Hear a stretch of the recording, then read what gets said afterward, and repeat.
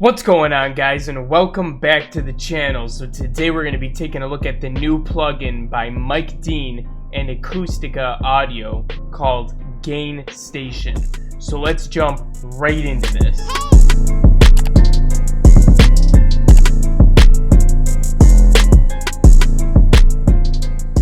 Alright, so Gainstation is a new plugin, so right now they're running a sale. You can get it half off. It might be good until the end of the week. I'm not really sure. I don't think it says on the page here. I'll let you know if I find it, but it probably is going on until the end of the week, or at maybe the end of the month. Okay, so what is Gainstation? They're saying right here it's a distortion plugin, so you can add it to add unique distortions that Mike Dean has been using his signature sound to your beats. And there's all kinds of different controls and things that you can tweak and modify, but enough of this, let's jump right in and start using it. Okay, so here's the beat I have, and we're going to use this to compare this master, which right now all I have on this is a classic clipper, so I'm going to end up turning this off and turning on Gainstation because it has a clipper built in anyways, but this is what we're going to compare it against. So this is it without Gainstation on.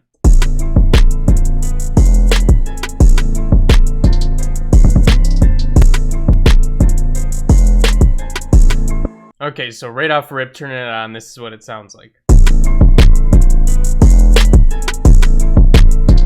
So pretty much sounds the same just because it had a clipper on it already, and this has the clipper with it as well. So you can see from these different lights, you can turn each of these things on or off. So if you don't want to have all of them on, you can just use certain ones.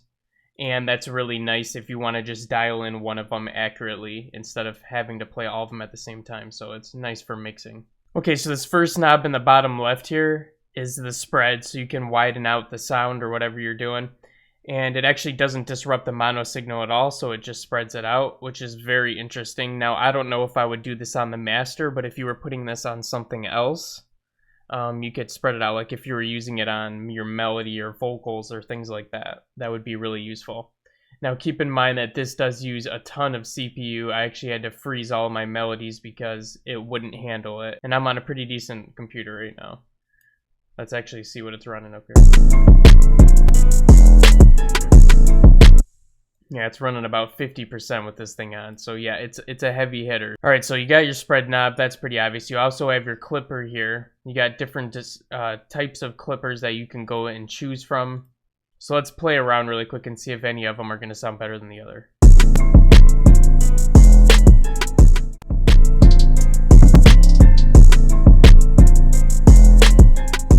Okay, so you have your clipper, and you can obviously push it more if you need to. Obviously on my track, my stuff's clipping like hell already, so I don't need to. But if you need more of that sauce, more of that effect, then you can go ahead and crank up the gain on the clipper. So you also have a preamp up here. The top left is a preamp.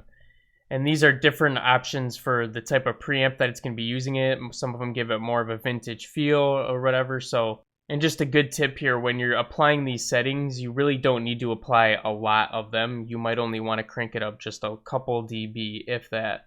So play with these things very lightly because you can destroy your tracks very easily if you go ahead and start cranking things up super high. So let's hear what the different ones sound like.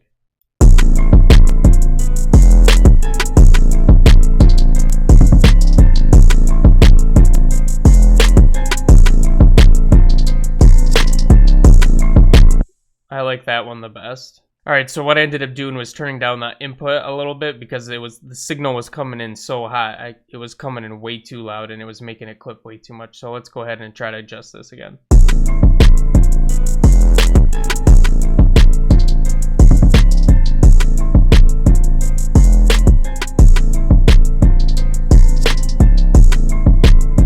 Alright, I think that sounds good. So just a little tiny bit just to give it that extra little distortion. So now we have the bass here that we can turn on. And what the bass is going to do is allow us to boost any of the bass ranges. And you can target the 60 or the 100 range in your frequencies here. So we'll play with both of them and see what sounds better.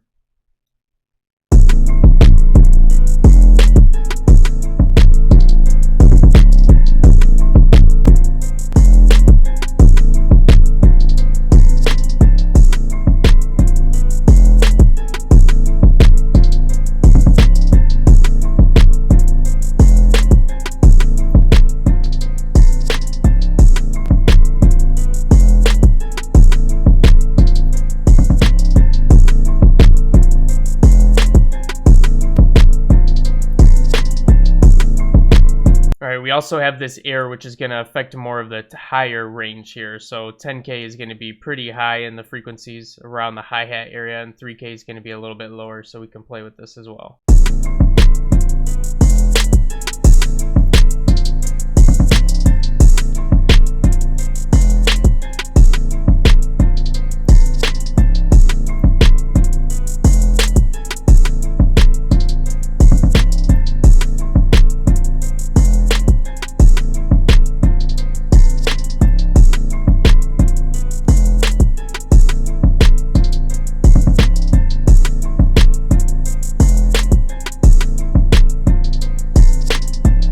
Awesome. So now I'm going to turn on all the ones that we did and see how they all sound together.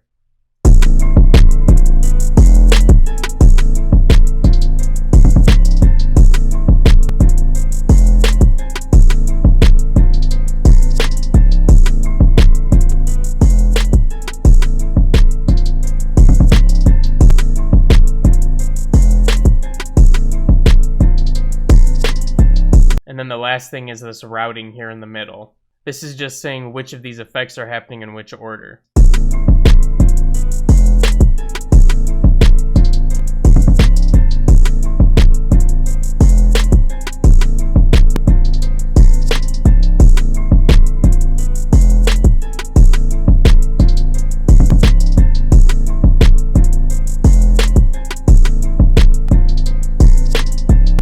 But anyways, guys, thank you so much for watching all the way to the end. If you're new to the channel, make sure to hit that subscribe button and the notification bell because we're uploading daily tutorials and you're not going to want to miss out on them.